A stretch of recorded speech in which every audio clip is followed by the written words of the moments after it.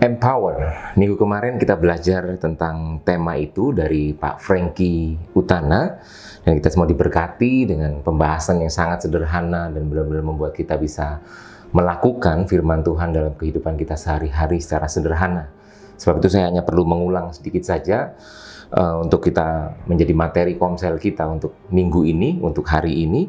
Dan pertanyaan untuk mengawali komsel kita adalah, apa yang ada dalam pemikiran Anda jika Anda mendengar tentang kata setia? Ya, ada salah satu grup band zaman dulu itu ada lagunya juga setia ya. Tapi ini kata setia apa sih yang pertama kali muncul dalam pikiran kita? Kalau buat saya pribadi, setia itu bukan cuma bertahan, tapi setia itu mengalami pertumbuhan. Ada di situ, stay, tapi dia nggak cuma bertahan, dia mengalami pertumbuhan. Itu orang setia. Ya, itu dari saya. Kalau Bapak Ibu bisa sharing satu dengan yang lain nanti di lain kesempatan melalui media online. Dan ayat firman Tuhan yang dibahas untuk minggu ini adalah dari 1 Korintus 10 ayat 13. Pencobaan-pencobaan yang kamu alami ialah pencobaan biasa yang tidak melebihi kekuatan manusia. Sebab Allah setia, karena itu Ia tidak akan membiarkan kamu dicobai melampaui kekuatanmu. Dan pada waktu kamu dicobai, Ia akan memberikan kepadamu jalan keluar sehingga kamu dapat menanggungnya. Ya, ini ayat yang sangat memberkati kita minggu ini melalui pesan yang disampaikan oleh Pak Franky Utana. Dan Pak Franky juga menyatakan bahwa menjalani new normal, atau kalau bahasa Indonesianya itu adaptasi kebiasaan baru atau AKB. Ya, adaptasi kebiasaan baru yang dengan kondisi pandemi ini, banyak orang kita pasti mengalami pencobaan-pencobaan dalam kehidupan. Nah, bagi orang percaya, pencobaan itu seharusnya menjadi hal yang biasa. Karena itu pencobaan-pencobaan yang biasa yang kita alami, tidak melebihi kekuatan kita. Sebab itu melalui ayat firman Tuhan ini, kita akan belajar apa yang perlu kita lakukan supaya semua pencobaan yang kita alami di tengah kita sedang beradaptasi dengan kondisi-kondisi baru yang ada, maka semua pencobaan itu menjadi hal yang biasa bagi kita. Poin yang pertama kita belajar bagaimana kehidupan kita harus menjadi kehidupan yang menyertakan Tuhan yang luar biasa. Ada banyak hal yang baru, ada banyak hal yang mungkin berat buat kita, tapi saya percaya ketika Tuhan beserta dengan kita, maka semua pencobaan yang kita alami akan menjadi pencobaan yang biasa. Ayat firman Tuhan lain yang mendukung ini adalah Matius 6 ayat 34 yang berkata, sebab itu janganlah kamu khawatir akan hari besok, karena hari besok mempunyai kesusahannya sendiri. Kesusahan hari ini cukuplah untuk sehari. Jadi setiap hari, artinya setiap hari kita mengalami kehidupan kita sehari-hari, ya memang kita pasti akan mengalami kesusahan atau pencobaan. Nah, setiap hari apapun yang kita kerjakan itu, mari kita selalu libatkan Tuhan dalam kehidupan kita, maka apapun pencobaan yang kita alami atau kita hadapi, itu akan menjadi hal yang biasa. Justru sebaliknya, pencobaan yang kita alami, hal-hal berat yang kita alami dalam keseharian kita itu, di dalam tangan Tuhan, saya percaya, itu menjadi cara Tuhan untuk mendewasakan kita, untuk membuat hidup kita lebih baik lagi, supaya kuasa Tuhan itu lebih dinyatakan melalui kehidupan kita. Tuhan izinkan situasi tertentu terjadi supaya kita semakin bergantung kepada Tuhan, supaya kita semakin hidup mengandalkan Tuhan, bukan kekuatan kita sendiri. Sebab itu, mari libatkan Tuhan, akuilah Dia dalam segala lakumu, maka Dia akan meluruskan jalanmu. Saya percaya hari-hari ini mungkin hari-hari yang berat di tengah pandemi yang ada, tapi firman Tuhan berkata, mari kita lewati semuanya dengan menyertakan Tuhan dalam kehidupan kita. Saya percaya itu menjadi kekuatan buat kita melewati semuanya dan kita keluar lebih dari pemenang atas setiap kondisi yang ada. Nah, yang kedua, kita belajar bahwa Allah itu setia. Allah kita setia. Dalam 1 Korintus 10:13 juga dijelaskan jelas sekali bahwa sebab Allah setia. Kita bersyukur kita punya Allah yang setia. Bahkan ayat yang lain berkata, sekalipun kita tidak setia, Dia Allah yang setia. Amin, Bapak Ibu. Jadi, mari kita percaya bahwa jika kita tidak memahami kesetiaan Tuhan atas hidup kita, maka kita akan mengalami hari-hari yang berat. Tapi sebaliknya, waktu kita memahami dan waktu kita mengerti dan mengalami kesetiaan Tuhan dalam kehidupan kita, maka akan muncul kreativitas, akan muncul kemauan untuk kita belajar hal-hal yang baru. Di tengah pandemi, hal-hal yang berbau online sudah bukan hal yang asing lagi ya. Gereja pun seperti dalam tanda kutip dipaksa untuk melakukan semuanya dalam online. Padahal mungkin kalau waktu normal, tidak pandemi seperti ini, mungkin ibadah online itu baru akan sekian tahun lagi, baru mungkin akan booming. Tapi karena pandemi yang ada, semua gereja, kita termasuk gereja kita juga akhirnya melakukan semuanya secara online. Komsel juga lewat online. Kenapa seperti itu? Karena muncul semangat yang baru untuk kita belajar sesuatu hal yang baru.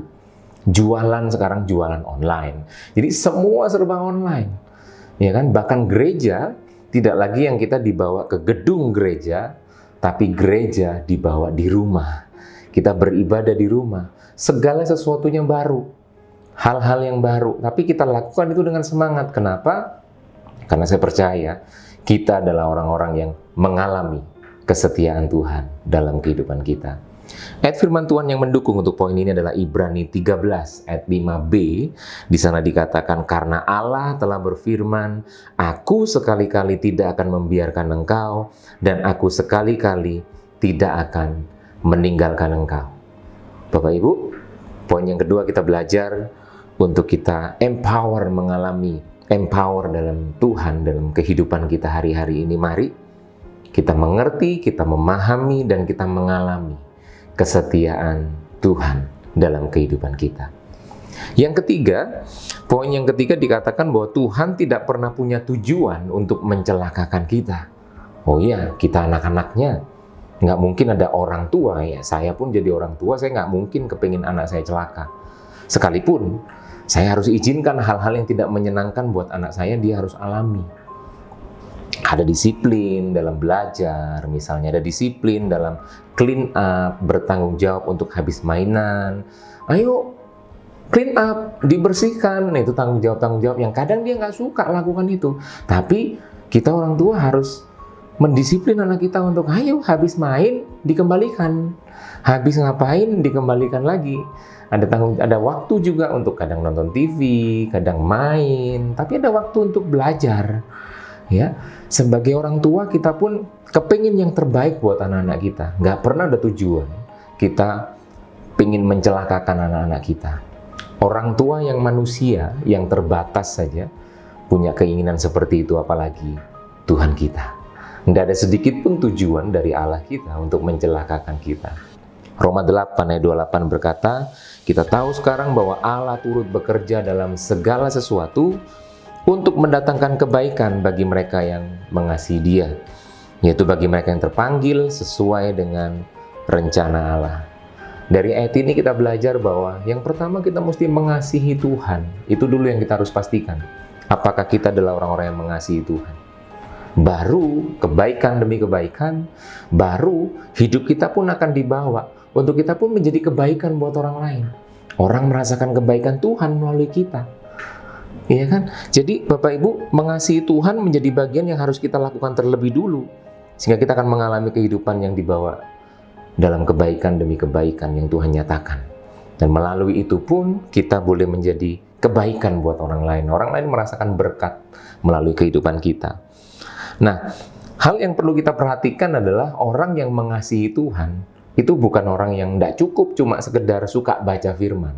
Nah, suka baca firman aja belum cukup, apalagi kalau nggak suka, berarti nggak mengasihi Tuhan dong.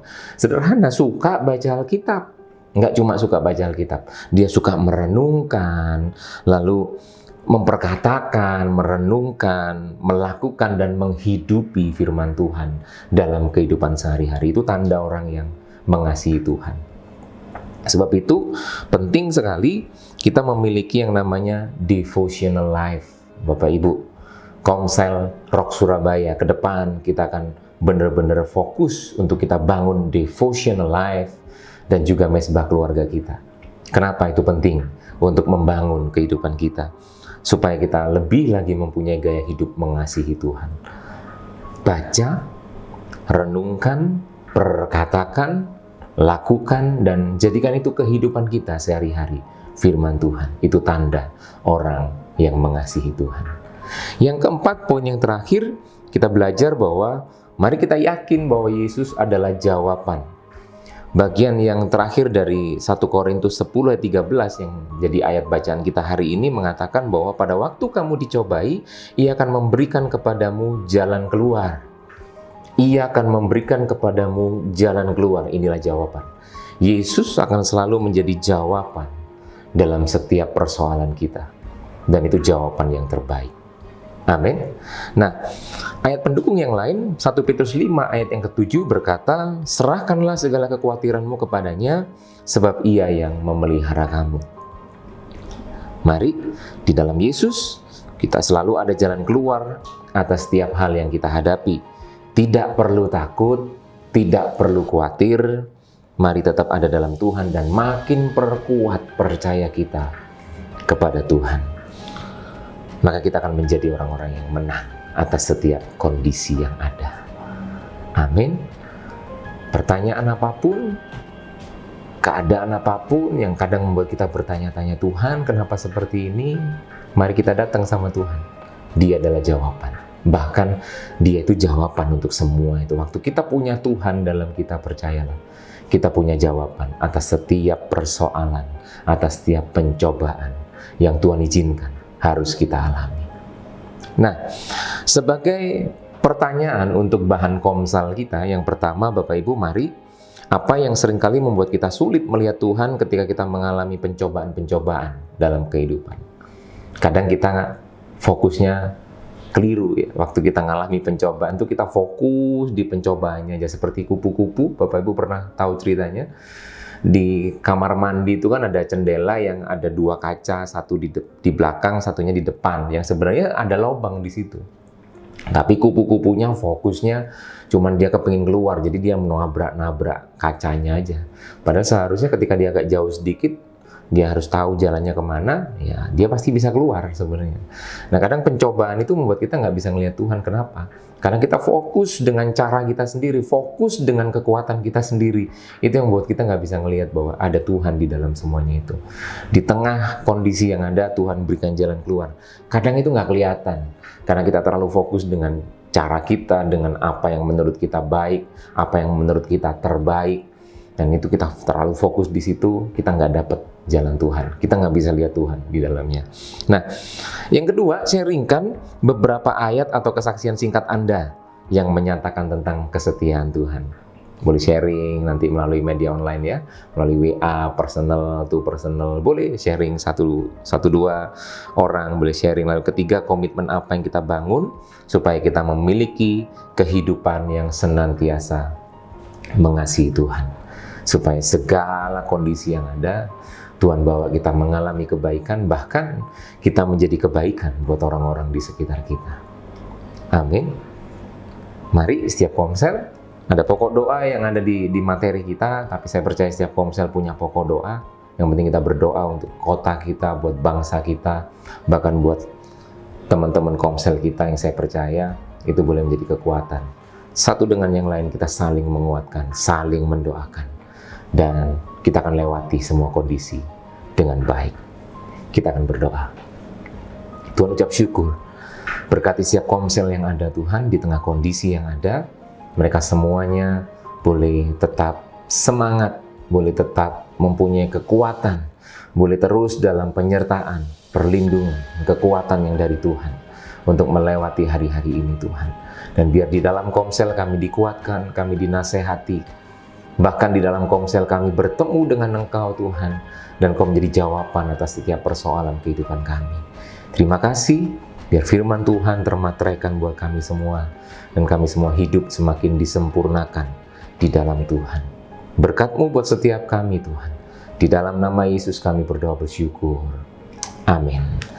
Selamat berkomsel, Tuhan memberkati saudara.